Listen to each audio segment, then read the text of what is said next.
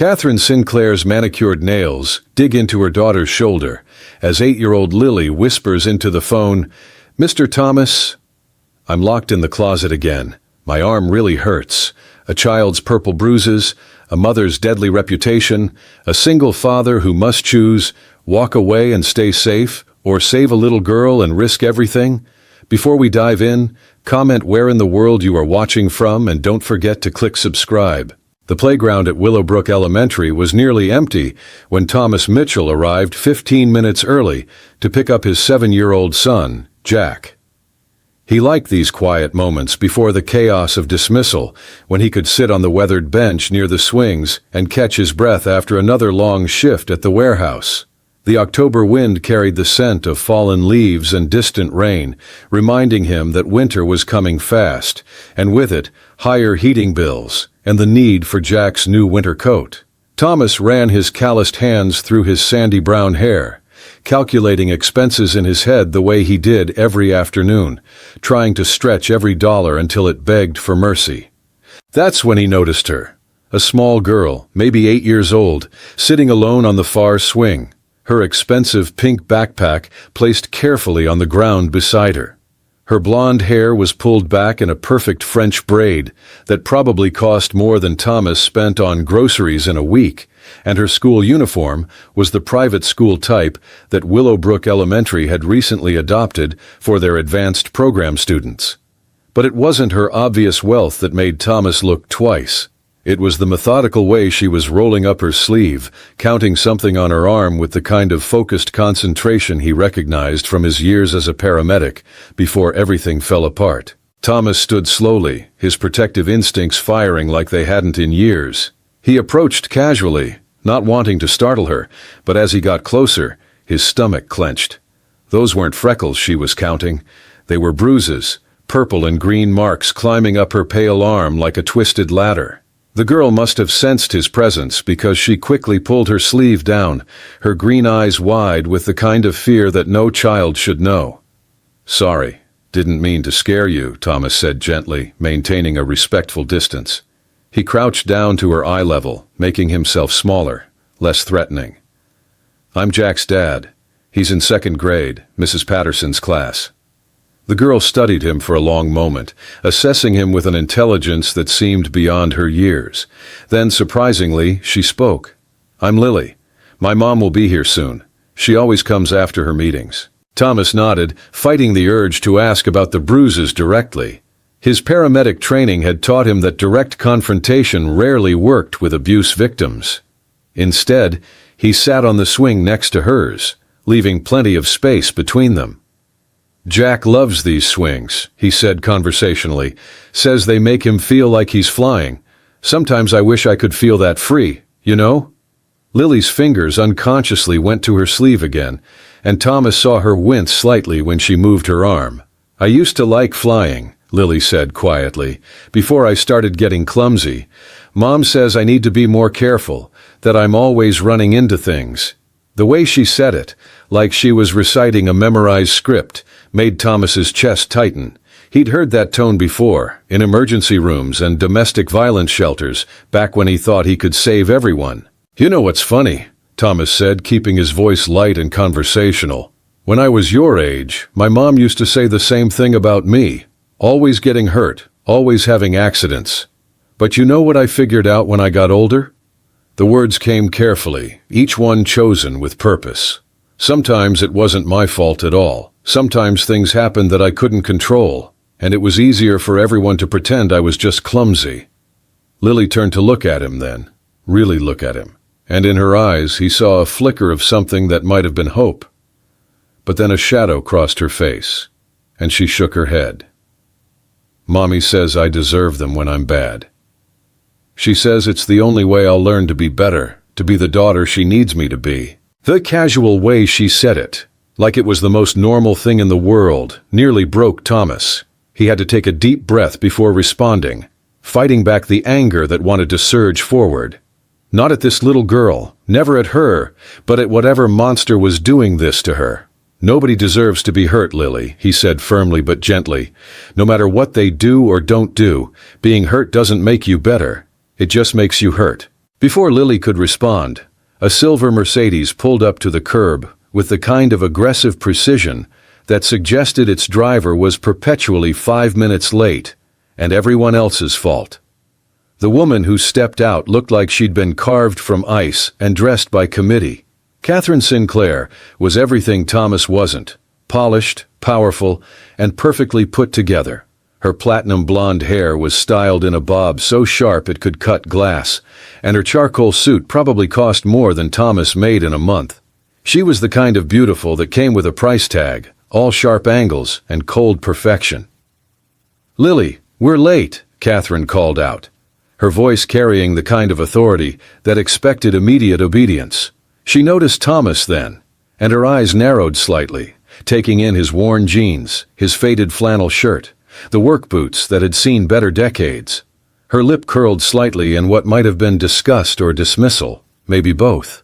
Lily immediately jumped off the swing, grabbing her backpack with a speed that spoke of long practice. "Coming, Mommy," she said, but not before giving Thomas one last look that seemed to carry a weight of unspoken words. As she reached her mother, Catherine's hand landed on Lily's shoulder in what looked like a maternal gesture.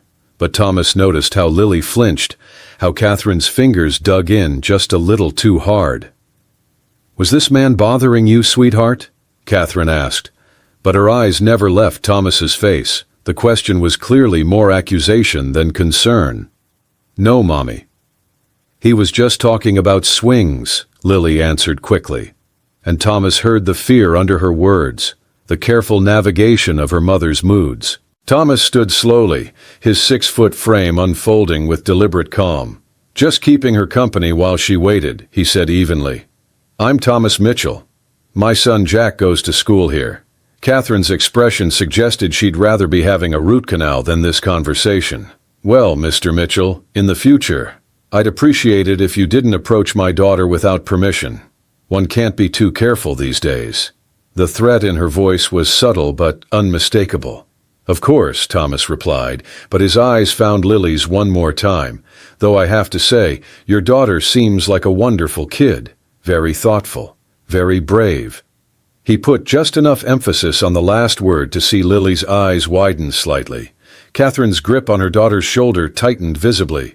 "Come, Lily, we have your piano lesson, then Mandarin tutoring.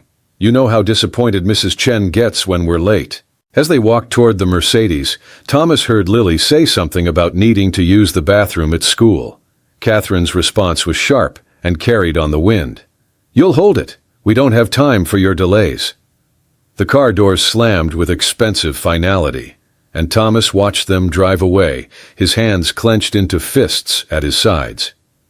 10 minutes later, Jack came running out of school, his backpack bouncing, his face lit up with the kind of pure joy that only second graders could manifest. "Dad, we made volcanoes today," Mrs. Patterson said. "Mine was the best explosion." Thomas forced himself to smile, to be present for his son, but his mind kept drifting to those bruises climbing up that little girl's arm like accusations. That night, after dinner of mac and cheese with hot dogs cut up in it, Jack's favorite, Thomas sat at their small kitchen table, helping Jack with his math homework while his mind churned. Their apartment was tiny, just 2 bedrooms and a bathroom that needed constant fixing, but it was theirs. The walls were covered with Jack's artwork, and the refrigerator hummed with familiar comfort. It wasn't much, but it was safe. It was home, something that little girl might not have, despite all her family's money. "Dad, you're not listening," Jack complained, poking Thomas with his pencil. "I said 7 + 5 is 12. Thomas focused on his son, this miracle he'd been raising alone for 3 years, since cancer took Sarah in what seemed like a heartbeat. Jack had her eyes, that same warm brown that could see straight through to your soul, and her smile that could light up the darkest day. "Sorry, buddy, you're right. Let's try again." But even as he helped Jack carry the 1 and borrow from the 10's place, Thomas couldn't stop thinking about Lily, about the way she'd counted those bruises like she was keeping score in a game she could never win, about how she'd said she deserved them with the kind of conviction that came from hearing it over and over until it became truth. The next morning, Thomas made sure to arrive early again for pickup. He told himself he was just being cautious, just keeping an eye out, but he knew it was more than that. He'd seen too much in his paramedic days to ignore the signs now. And sure enough, there was Lily again. Same swing, same careful distance from the other children who played and laughed in groups she never joined. This time, he brought 2 juice boxes from his lunch, the good kind with real fruit juice that Jack loved. He sat on the same swing as yesterday and placed 1 juice box on the swing between them, like an offering. "Apple juice," he said to the air. "Jack's favorite. I always pack an extra in case he gets extra thirsty, but he forgot to take it today." Lily looked at the juice box, then at him, clearly weighing whether accepting it would get her in trouble. Finally, she reached for it with her left hand, and Thomas noticed she was favoring her right arm today. "Thank you, Mr. Mitchell," she said formally, like she'd been taught. "You're very kind." Thomas noticed the way she held herself, protective and closed off, like she was trying to make herself smaller, less noticeable. He recognized the posture from his EMT days, from all those calls to houses where everything looked perfect on the outside. "Just Thomas is fine," he said. "Mr. Mitchell makes me feel like I should be wearing a suit, and I don't own one that fits anymore." That earned him the tiniest smile. Just a quick upturn of her lips before she caught herself and smoothed her expression back to neutral. "My mom has lots of suits," she said. "She wears a different one every day. She's very important. She runs a big company and everyone has to do what she says." "That must be hard sometimes," Thomas ventured carefully, "having a mom who's so busy and important." Lily nodded, sipping her juice box with the kind of delicate precision that suggested even drinking could be done wrong if you weren't careful. "She gets stressed," Lily explained, and that same rehearsed quality was back in her voice.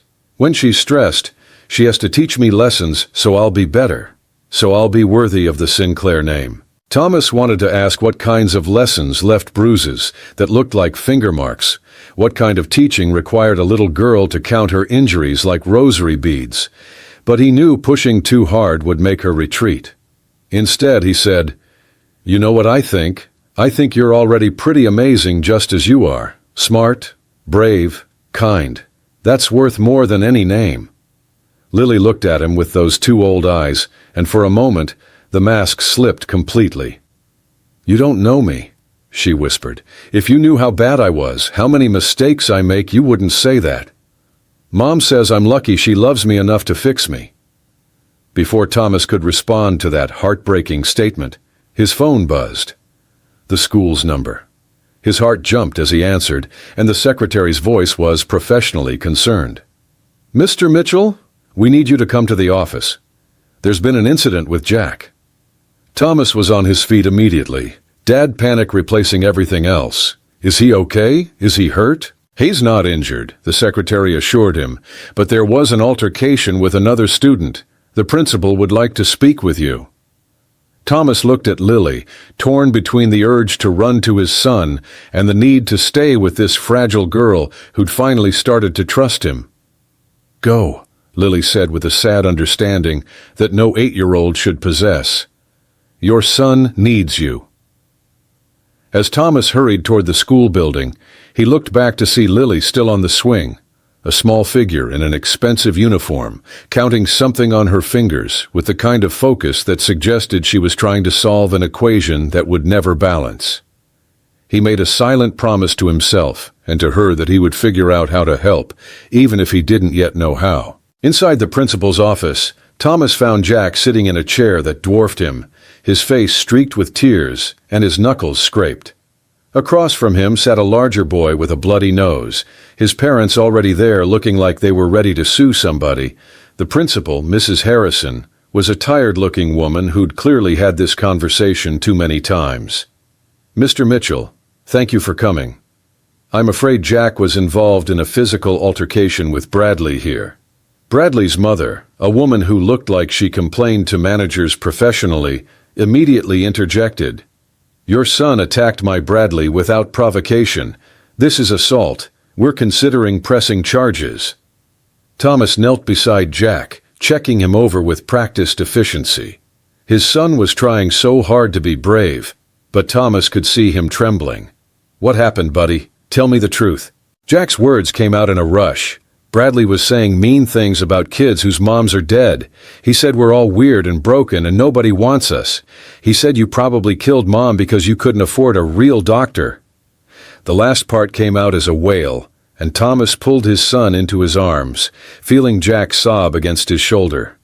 Thomas stood holding Jack and turned to face Bradley's parents with the kind of controlled calm that used to serve him well in emergency situations. Your son verbally attacked my child about his deceased mother.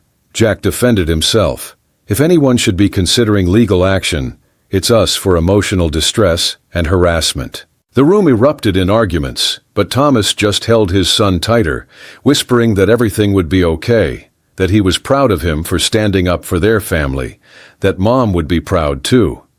Eventually, Mrs. Harrison managed to restore order, giving both boys a warning and sending them home for the day. As they left, Jack's hand firmly in his, Thomas realized that sometimes protecting the people you love meant fighting battles you couldn't win, but fighting them anyway. They were almost to the parking lot when Thomas heard his name called. He turned to see Lily running toward them, her backpack bouncing, her face flushed with exertion, and something that might have been fear. "Mr. Thomas," she called, and when she reached them she was breathing hard.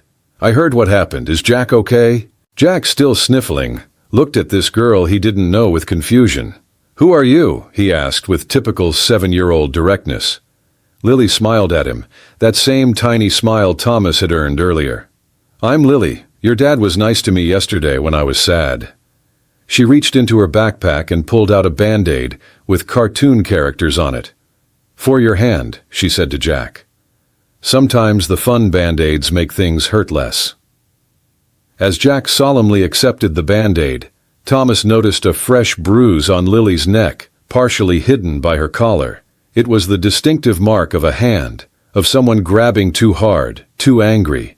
Their eyes met over Jack's head, and in that moment, something passed between them. A recognition, a promise. Thomas couldn't save everyone. He'd learned that the hard way.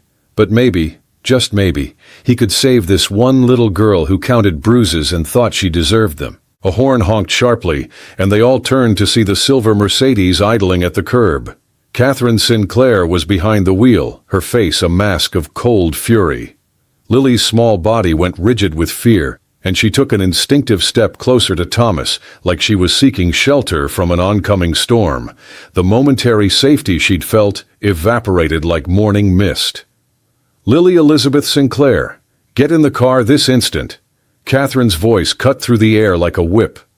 The windows were down, and Thomas could see her perfectly manicured nails drumming against the steering wheel with barely controlled rage. "How many times have I told you not to bother strangers?" "She wasn't bothering anyone," Thomas said, stepping slightly forward, positioning himself between Catherine and the children without being obvious about it. "She was being kind to my son. That's something to be proud of, not punished for." Catherine's laugh was like ice cracking. "Mr. Mitchell, was it? I don't recall asking for your parenting advice, especially from someone who apparently can't teach his own child to keep his hands to himself." She'd heard about the fight already, probably from the school's gossip network that traveled faster than light among the wealthy parents. "Mom, please," Lily whispered, and Thomas heard years of careful negotiation in those two words. "I was just being nice. I'm sorry." The apology came so automatically it was clear she apologized for everything, for existing, for taking up space, for being a child with needs and feelings. Catherine's eyes narrowed as she looked at her daughter, then at Thomas, then at Jack, who was watching everything with wide, confused eyes. "Get in the car, Lily. We'll discuss your behavior at home." The threat in those last words was barely veiled, and Thomas saw Lily's face go pale. Without thinking, Thomas reached into his pocket and pulled out his old business card from his paramedic days, one of the few he still carried like a talisman of who he used to be. He knelt down to Lily's level and pressed it into her small hand. "If you ever need help," he said quietly but clearly, making sure Catherine could hear, "any time, day or night. You call that number and I'll answer." Do you understand? Lily's eyes went wide as she looked at the card, then at her mother, then back at Thomas. She nodded once, quickly, and slipped the card into her uniform pocket with the practiced stealth of someone used to hiding things. "Thank you," she whispered. And then she was walking to the car, her steps measured and careful, like she was walking through a minefield. As Lily climbed into the Mercedes, Catherine's window rolled down fully. Her smile was sharp enough to draw blood. "Mr. Mitchell, I run Sinclair Industries.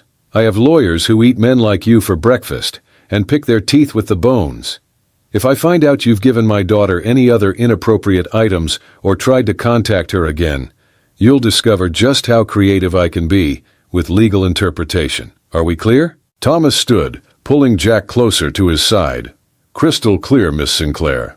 But let me be equally clear. I've seen what child abuse looks like, and I know my legal obligations as a mandated reporter from my time as a paramedic. Those certifications don't expire just because I changed careers. The threat hung between them like a loaded weapon." Catherine's face went white, then red, her mouth opening and closing, like a fish gasping for air. "How dare you imply that I would ever—" Her voice was rising, losing its controlled edge. "I am her mother. Everything I do is for her own good, to make her into someone worthy of her heritage." "Being worthy shouldn't require bruises," Thomas said quietly, and Catherine's sharp intake of breath told him his arrow had found its mark. The Mercedes peeled away from the curb with unnecessary force, leaving black marks on the pavement and the smell of burned rubber in the air. Through the back window, Thomas could see Lily's pale face looking back at them until the car turned the corner and disappeared. "Dad, what's wrong with that lady?" Jack asked, his voice small and worried. "And why was Lily so scared? Is her mom mean to her?" Thomas looked down at his son, this precious boy who'd already lost so much, who shouldn't have to know that sometimes the monsters lived in nice houses and drove expensive cars. "Sometimes, buddy, people who look perfect on the outside are hurting on the inside, and they don't know how to stop that hurt from spreading to others. It's not fair and it's not right, but it happens. That's why we have to be kind to everyone we meet, because we never know who might be fighting battles we can't see." They walked to their old Honda Civic, Jack's hand warm in his, but Thomas's mind was racing.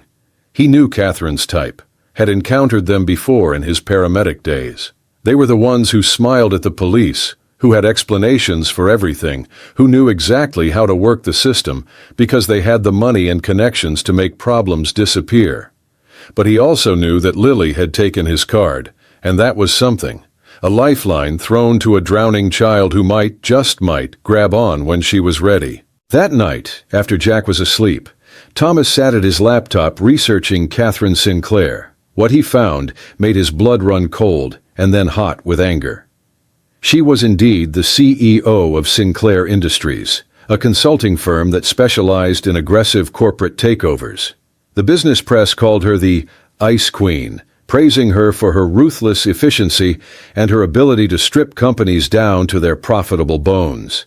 There were photos of her at charity galas, always smiling, always perfect, with Lily sometimes beside her, dressed like a tiny adult and smiling with the same practiced emptiness Thomas had seen in abuse victims before. But it was the other articles that caught his attention. 3 former employees had filed lawsuits against Catherine for creating a hostile work environment, all settled out of court with ironclad NDAs. A former business partner had accused her of psychological manipulation before mysteriously withdrawing his complaint. And buried deep in a society page from 3 years ago was a mention of her husband, David Sinclair, who had died in what was described only as a tragic accident at their home. Lily would have been 5, old enough to remember, young enough to be shaped by the trauma. Thomas rubbed his face, exhaustion settling into his bones. He was a single father working warehouse shifts, barely keeping his head above water financially. Catherine Sinclair had money, power, connections, and an army of lawyers. Any rational person would walk away, would mind their own business, would protect their own child first. But Thomas kept thinking about Lily counting those bruises, about her saying she deserved them, about the resignation in her young eyes that spoke of someone who'd already given up hope that anyone would save her. He picked up his phone and scrolled to a contact he hadn't called in 2 years. Marcus Williams, his old partner from his paramedic days, who'd moved up to become a detective with the police department's Special Victims Unit. They'd stayed in touch sporadically after Thomas left the medical field, Christmas cards and the occasional text, but nothing substantial. Marcus answered on the third ring, his voice gruff with surprise. "Thomas Mitchell, as I live and breathe." "What's it been? 2 years. How's Jack doing?" "He's good, growing like a weed," Thomas replied, then got straight to the point. "Marcus, I need your advice. I think I've stumbled onto a child abuse situation, but the mother is Catherine Sinclair of Sinclair Industries." The silence on the other end was telling. Marcus knew the name, knew the implications. "Jesus, Tom, you sure know how to find trouble. What kind of evidence are we talking about?" Thomas described what he'd seen, the bruises, Lily's behavior, her words about deserving punishment. It wasn't much, he knew, not nearly enough for someone like Catherine who could afford lawyers that would tear apart any case built on circumstantial evidence. Marcus sighed heavily through the phone. "Tom, you know as well as I do that without the kid talking, without documentation, without witnesses, there's nothing we can do. Women like Catherine Sinclair, they know exactly where the line is and how to stay just on the right side of it legally. But you keep watching, you keep documenting, and if that little girl reaches out, you call me immediately. I'll do what I can, but Tom, be careful. Sinclair's got a reputation for destroying people who cross her." 3 days passed without Thomas seeing Lily at the playground. Each afternoon, he arrived early, watching for that small figure on the swings, but she never appeared. Jack noticed his distraction, the way Thomas's eyes kept scanning the schoolyard even as they walked to the car. "Dad, are you looking for that scared girl again?" Jack asked with his unsettling perceptiveness. "Maybe her mom won't let her come to the playground anymore because of us." The thought had occurred to Thomas repeatedly, accompanied by a sick feeling in his stomach. Catherine Sinclair had seemed like the type to punish Lily for the interaction, to tighten her control in response to any perceived threat. But on the 4th day, just as Thomas was about to give up hope, he saw her. Not on the playground, but sitting alone on the front steps of the school. Her usually perfect appearance slightly disheveled. Her uniform was wrinkled, her braid loose with strands of blonde hair escaping, and even from a distance, Thomas could see she'd been crying. He told Jack to wait by the car and approached slowly, his footsteps deliberate on the concrete so she'd hear him coming. "Hey, Lily," he said gently, maintaining a respectful distance. "Are you okay? Where's your mom?" Lily looked up, and Thomas's heart clenched at the exhaustion in her young face. "She forgot," Lily said simply.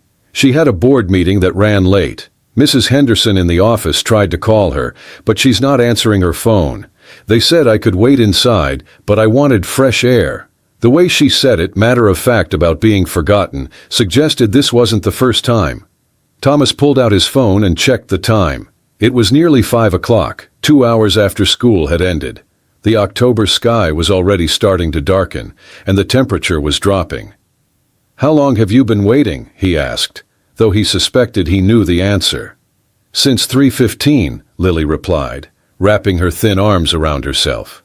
"It's okay, though. Mom gets busy. She has important things to do, more important than picking me up. I'm supposed to understand that. I'm supposed to be mature about it."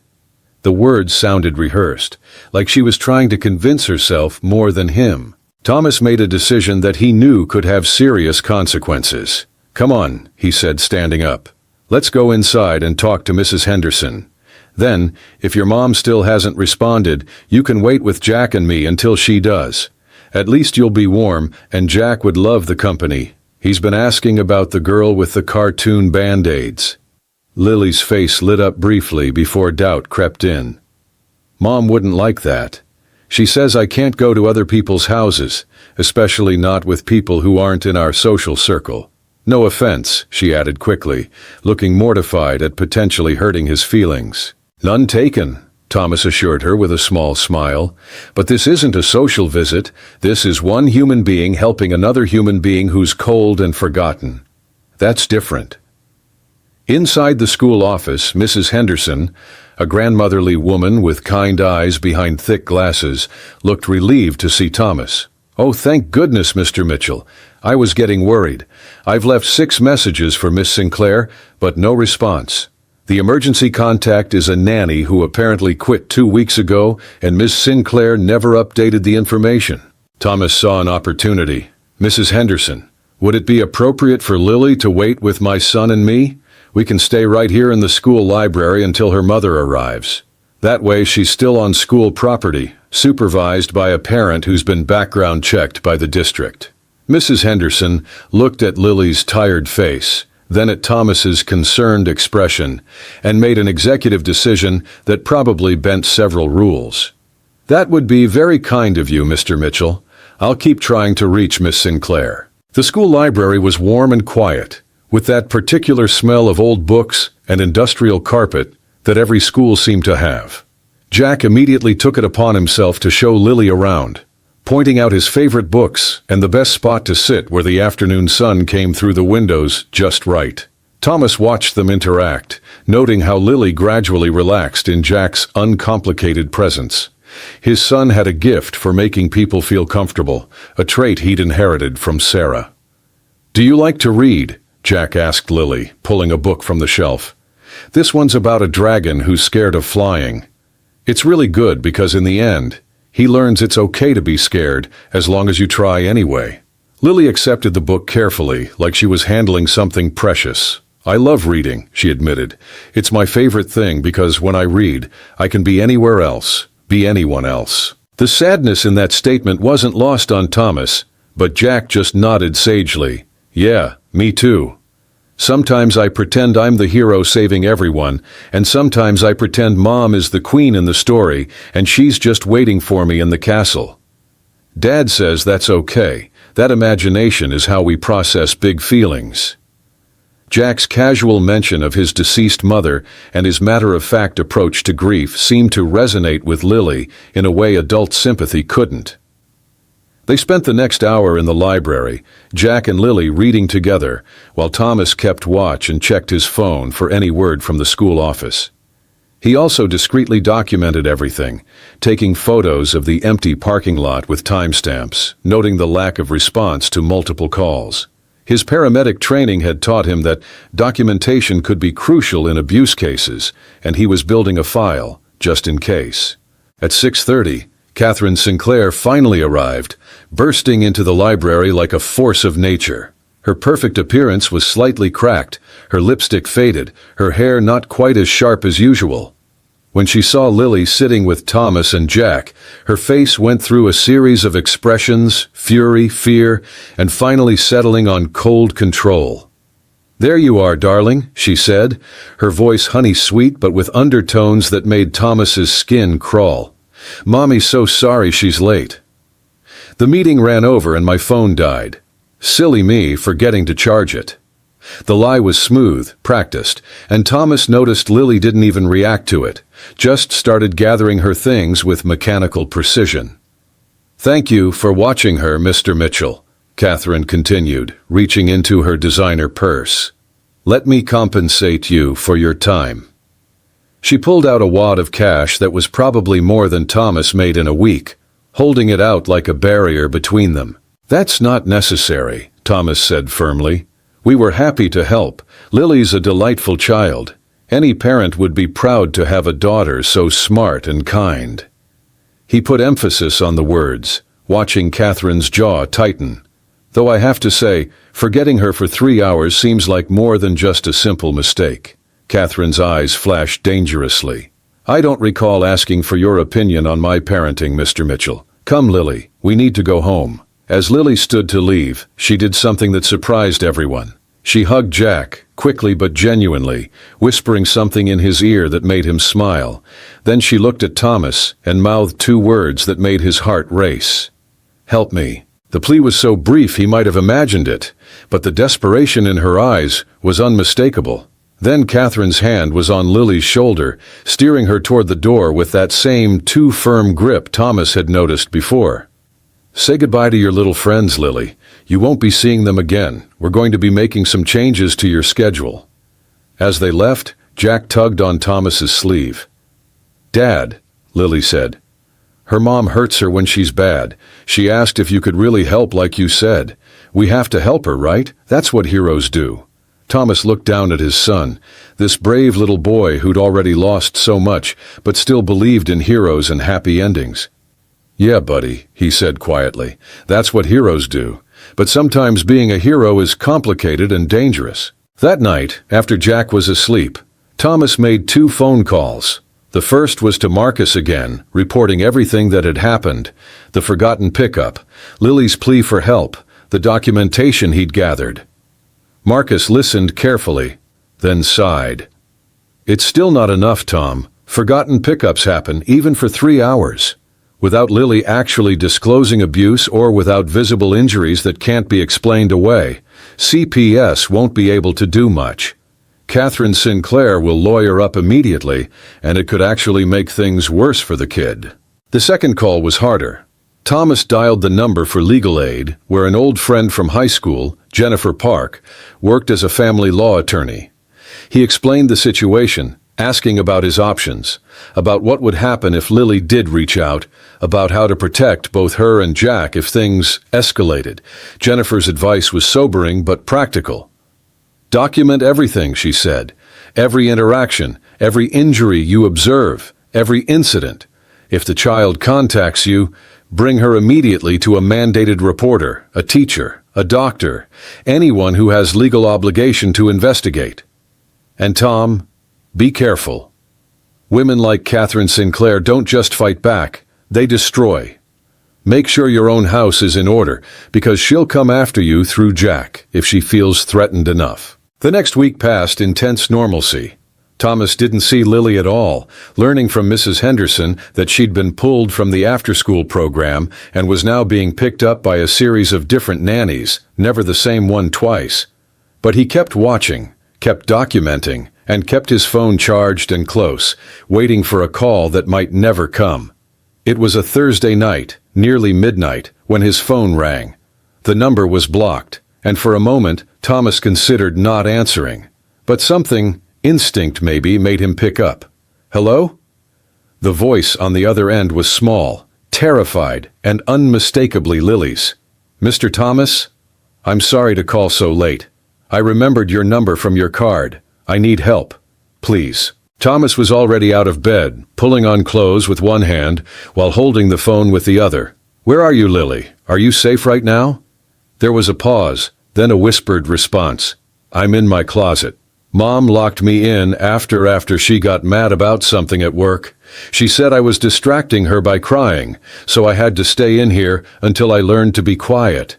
But Mr. Thomas, I can't breathe good, and my arm really hurts from where she grabbed me."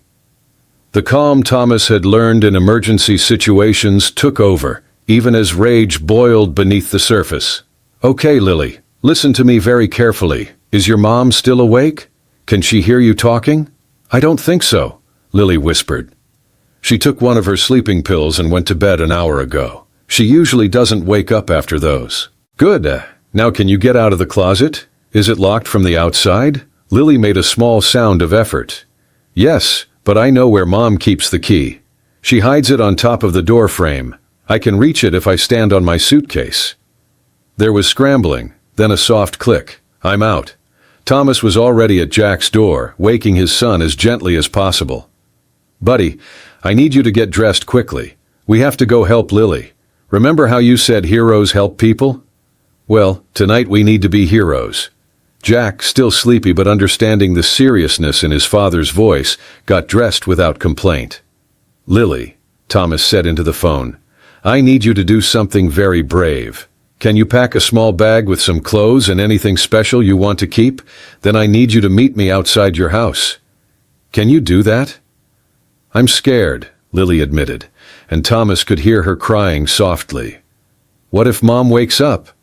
What if she gets really mad? She's already hurting you, sweetheart, Thomas said gently but firmly. That's not okay. No matter how mad she is, you deserve to be safe. I'm coming to get you, and we're going to make sure you're safe, okay? Do you know your address? Lily recited an address in the wealthy part of town, her voice growing slightly stronger with the promise of rescue. 20 minutes later, Thomas pulled up to a massive colonial house that looked like something out of a magazine. Every window was dark except for a faint light from what must have been Lily's room. He left Jack in the car with strict instructions to lock the doors and call 911 if anything seemed wrong, then approached the front door. Lily appeared like a ghost in the doorway, a small backpack over her shoulders and her right arm cradled against her chest. In the moonlight, Thomas could see fresh bruises on her neck and a swelling around her wrist that suggested a possible fracture. She was shaking, from cold or fear or both, and Thomas quickly wrapped his jacket around her small shoulders. "You did so good, Lily," he said softly, leading her to the car. "You're so brave. We're going to take you somewhere safe now, okay?" As they drove away from the house, Thomas caught a glimpse of movement in an upstairs window and felt his heart skip. But no lights came on. No one pursued them. For now, they were safe. The emergency room at Children's Hospital was bright and busy, even at 1 in the morning. Thomas carried Lily inside while Jack walked beside them, holding Lily's good hand with the solemnity of a knight protecting a princess. The triage nurse took one look at them, a man with 2 children, one obviously injured, and moved them immediately to an examination room. "I need to report suspected child abuse," Thomas said clearly to the nurse, making sure his voice carried to others in earshot. "This child has disclosed physical abuse by her mother and has visible injuries consistent with her disclosure." The nurse's expression shifted to professional alertness, and she immediately called for the on-call social worker and attending physician. While they waited, Thomas held Lily's uninjured hand, feeling her trembles gradually subside. Jack had climbed onto the examination table beside her, offering her his stuffed dinosaur that he'd grabbed from the car. "His name is Rex," Jack explained seriously. "He protects people when they're scared. He protected me when Mom went to heaven, so he's really good at his job." Lily accepted the dinosaur with her good hand, clutching it against her chest. "Thank you, Jack. You're a really good friend." Her voice was small but steadier than it had been. Then she looked at Thomas with those 2 old eyes. "Is my mom going to jail? Will I have to live somewhere else? What's going to happen to me?" Thomas squeezed her hand gently. "Right now the doctors are going to make sure you're okay and not hurt badly. Then some nice people are going to ask you questions about what happened. The most important thing is that you're safe now. Whatever happens next, we'll make sure you're safe." The door opened, and a young doctor entered, followed by a middle-aged woman with a kind face and a hospital badge identifying her as Marie Castellanos, social worker. The doctor introduced herself as Dr. Rahman and immediately began a gentle but thorough examination of Lily, documenting each bruise, each mark, taking photographs with Lily's permission. The social worker sat down at Lily's eye level. "Hi, Lily. I'm Marie. My job is to help keep kids safe. Can you tell me how you got these bruises?" Lily looked at Thomas, who nodded encouragingly, then began to speak in a voice that grew stronger with each word. "My mom gets angry when I don't do things perfectly. When I spilled juice on her presentation papers, she grabbed my arm and twisted it. When I cried at the restaurant because I was tired, she pinched me under the table where no one could see. When I got a B+ on my spelling test instead of an A, she locked me in the closet and said I could come out when I learned not to be stupid." Marie took careful notes while Dr. Rahman continued her examination, finding bruises in various stages of healing, suggesting a pattern of abuse over time. The fractured wrist would need an X-ray, but the swelling and tenderness were concerning. Throughout it all, Thomas kept his rage carefully controlled, focusing on being a calm, supportive presence for Lily.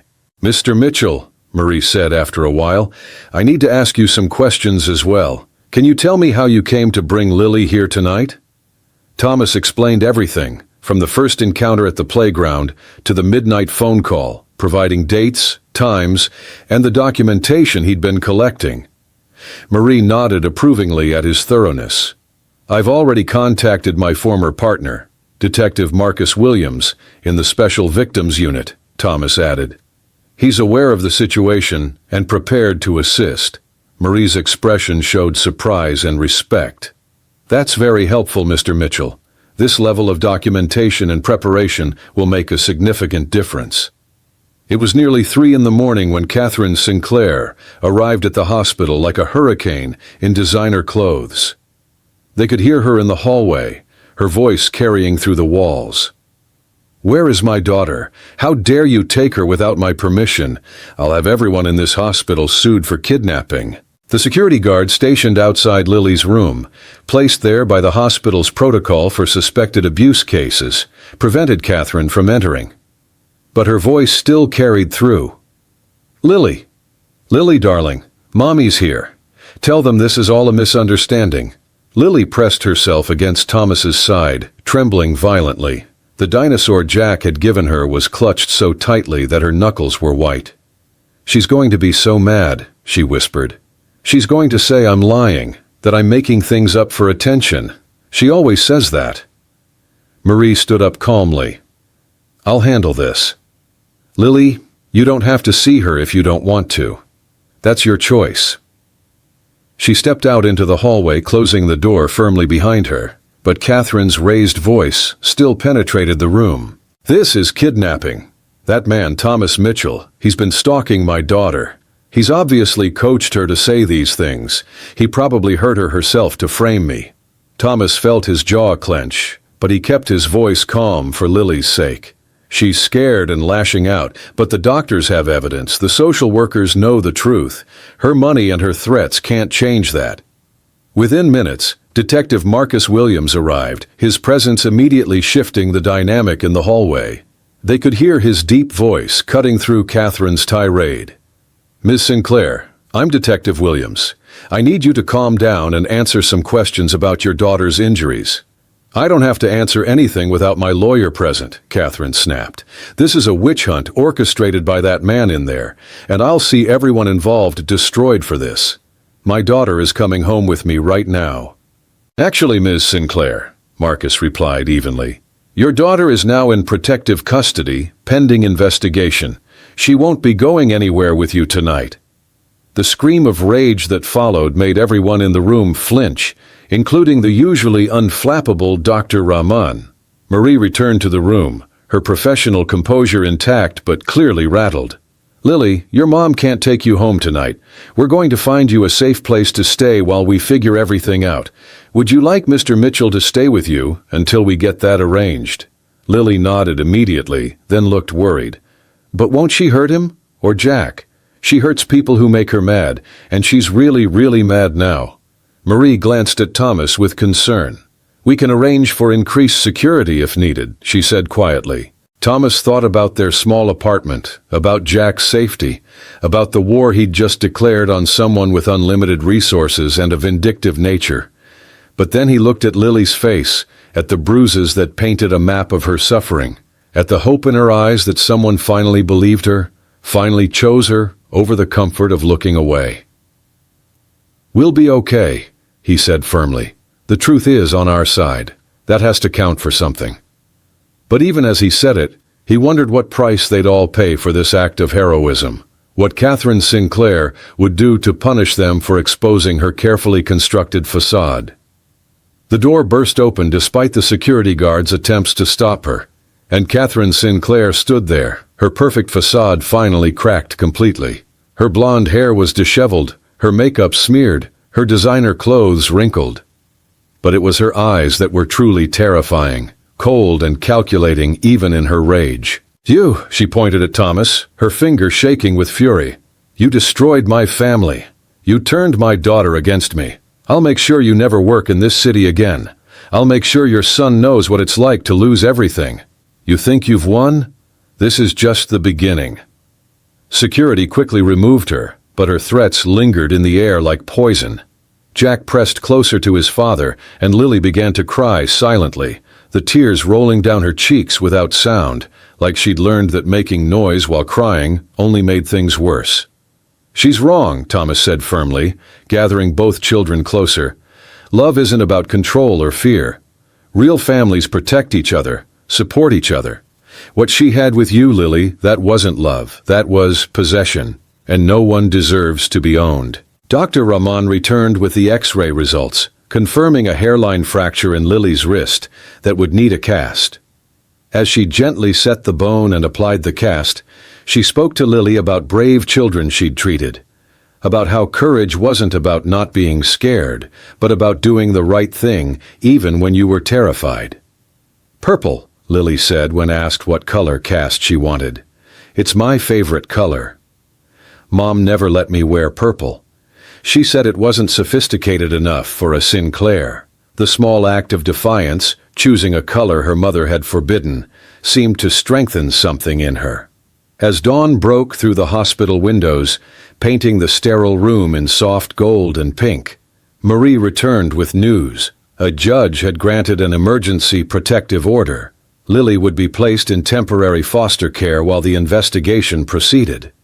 The foster family was experienced with traumatized children and lived in the same school district, so Lily could continue at Willowbrook. "Can I still see Thomas and Jack?" Lily asked anxiously.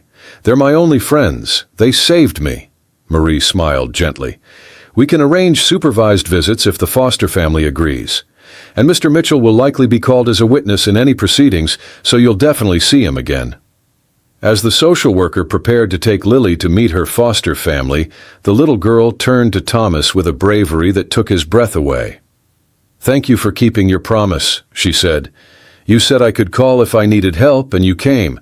No one's ever kept a promise to me before." The foster home where Lily was placed belonged to Robert and Patricia Chen, a couple in their 50s, who'd been fostering children for 15 years. Their modest two-story house sat 3 blocks from Willowbrook Elementary, with a garden in the back and a tire swing that had hosted dozens of children over the years. When Thomas and Jack arrived for their first supervised visit 3 days after the hospital, they found Lily sitting on the front porch with Patricia, learning to knit. "She's been asking about you both every day," Patricia said warmly, a slight Chinese accent coloring her words. "She wanted to make you something to say thank you." Lily held up a slightly lopsided square of purple yarn, her face bright with pride despite the cast on her wrist. "It's supposed to be a coaster," she explained. "For your coffee, Mr. Thomas. Mrs. Chen is teaching me." Thomas accepted the gift like it was precious gold, which to him it was. "It's perfect, Lily. I'll use it every morning." Jack immediately wanted to learn too, and soon all 4 of them were sitting on the porch, Patricia patiently guiding small fingers through basic stitches while the October sun warmed their faces. The peace was shattered 2 weeks later when Thomas was served with legal papers at work. His supervisor at the warehouse, a generally decent man named Carl, looked uncomfortable as he handed over the envelope. Some fancy lawyer showed up, asking questions about your attendance, your performance, any disciplinary actions. "I told him you were one of my best workers." "But Tom, what's going on?" Thomas opened the envelope with trembling hands. Catherine Sinclair was suing him for defamation, interference with parental rights, emotional distress, and intentional infliction of emotional distress upon a minor. She was seeking $5 million in damages, an amount so astronomical it might as well have been $5 billion to someone living paycheck to paycheck. That evening, Jennifer from Legal Aid reviewed the lawsuit with grim efficiency. "She's trying to intimidate you," Jennifer explained. "These claims are largely baseless, but defending against them will be expensive and time-consuming. She knows you can't afford a prolonged legal battle. It's a classic slap suit, a strategic lawsuit against public participation designed to silence you." "What about Lily?" Thomas asked. "How does this affect her case?"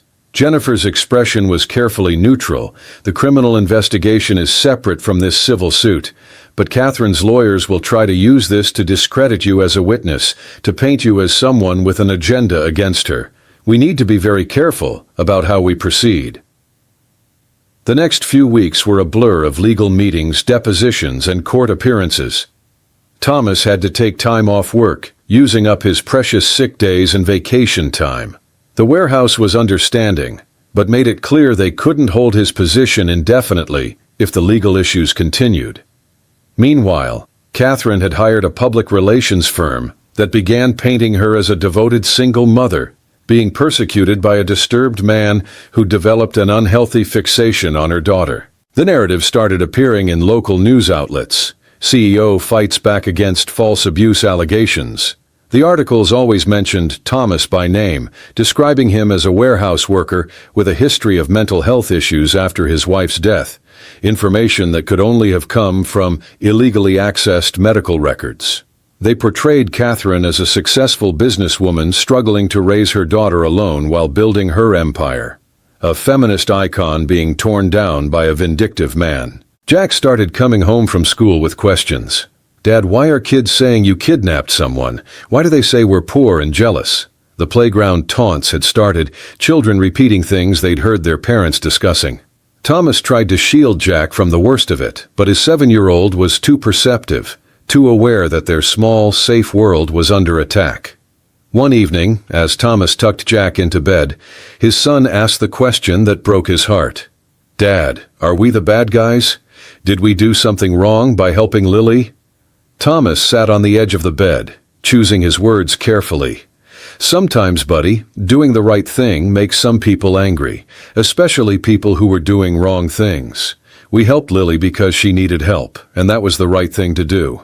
But her mom doesn't want people to know she was hurting Lily, so she's trying to make us look like the bad guys instead. But what if she wins?" Jack's voice was small, frightened. "What if you have to go away like Mom did?" Thomas pulled his son into a fierce hug. "I'm not going anywhere," he promised, even as he wondered if it was a promise he could keep. "We're going to get through this together, just like we always do." The criminal trial began on a cold November morning.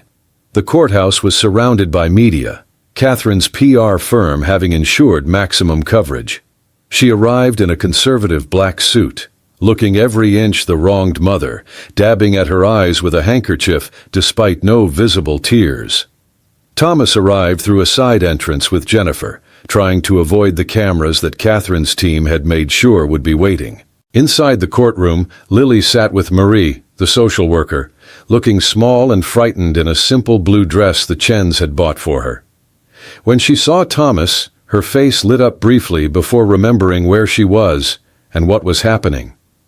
She would have to testify against her mother, 8 years old, and carrying the weight of truth on her small shoulders. The prosecutor, a determined woman named Diana Rodriguez, laid out the case methodically. Medical records showing patterns of injury consistent with abuse, testimony from teachers who'd noticed Lily's fear and withdrawal. The recording of the 911 call Thomas had made, Lily's terrified voice asking for help. But it was Lily's own testimony that was the most powerful and the most heartbreaking. She spoke quietly but clearly, describing years of punishment that escalated after her father's death, how her mother would grab her hard enough to leave bruises, then buy her expensive dresses to cover them, how she'd be locked in closets for hours for minor infractions, how she'd been told she was worthless, stupid, a disappointment to the Sinclair name. Through it all, Catherine sat perfectly still, her expression one of wounded disbelief, playing the role of shocked mother to perfection. Catherine's defense attorney, a shark in a $3,000 suit named Mitchell Graves, tried to tear apart Lily's testimony. He suggested she'd been coached, that she was confused, that she was seeking attention after her mother's demanding work schedule left her feeling neglected. But Lily held firm, her voice growing stronger with each question. "My mom hurt me," she said clearly when pressed. "Not by accident, not because she was busy. She hurt me because she was angry, because I wasn't perfect, because she could. Mr. Thomas didn't tell me to say that. He just told me it was okay to tell the truth." When Thomas took the stand, Mitchell Graves went after him with vicious precision. "Isn't it true you've been struggling financially since your wife's death? Isn't it true you saw Ms. Sinclair's wealth and saw an opportunity?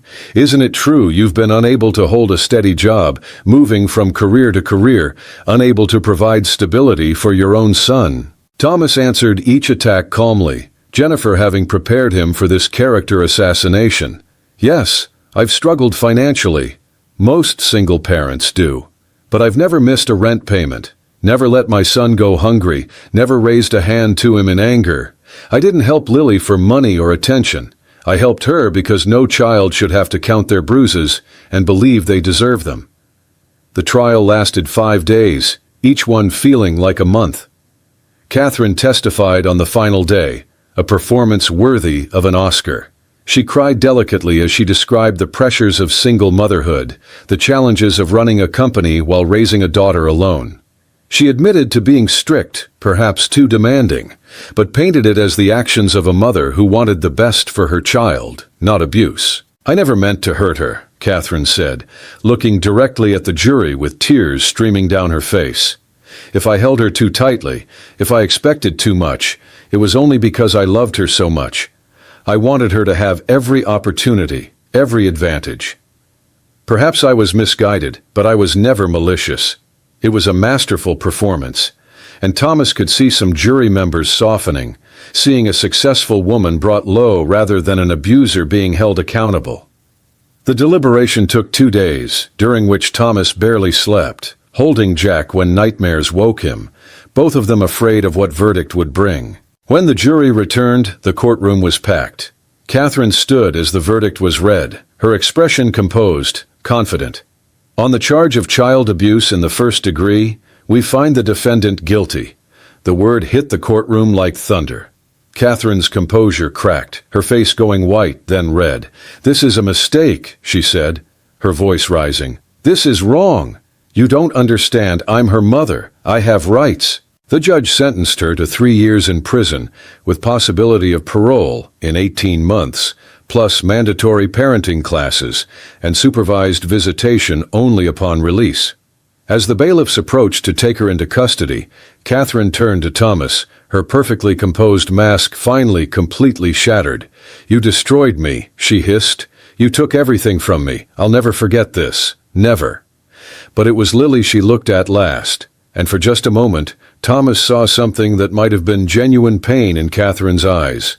Then it was gone, replaced by cold fury as she was led away in handcuffs, her designer heels clicking against the courtroom floor for the last time as a free woman. The story of Lily Sinclair ended the day she chose to be Lily Chen. The story of a girl who learned that she deserved love without pain, acceptance without perfection, and safety without conditions had just begun. And somewhere, in a minimum security prison, Catherine Sinclair sat alone with the consequences of her choices, her empire in ruins, her daughter thriving without her, proof that sometimes justice comes not with fanfare, but with the quiet triumph of a child's laughter finally set free.